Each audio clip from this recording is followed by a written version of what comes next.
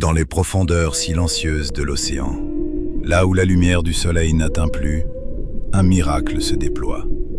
Chaque jour, sans témoin, sauf celui qui a tout créé. Observe. Une mère baleine, géante des mers, nage lentement accompagnée de son petit, d'à peine plus grand qu'un dauphin. Et pourtant, ils tettent. Dans l'eau, en mouvement, sans que leur corps ne s'attache, sans que leur bouche ne se joigne. Le lait coule, et le petit se nourrit. Mais comment? Comment un liquide peut-il traverser un autre liquide, sans se dissoudre? La science humaine s'étonne, mais la sagesse divine a déjà répondu. Allah a changé les lois du lait. Le lait de la baleine n'est pas comme les autres. Il est 50% matière grasse, aussi épais que du beurre d'arachide. Et dans sa composition, une substance miraculeuse. Elle ne se mélange pas à l'eau salée, elle ne se disperse pas dans le courant.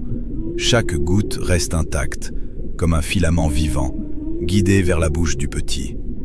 La mère adopte une posture précise, angle parfait, mouvement calculé.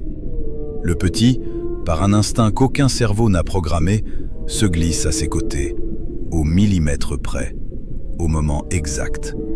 Et le lait sort, non pas en coulant, mais en jaillissant, directement dans sa bouche.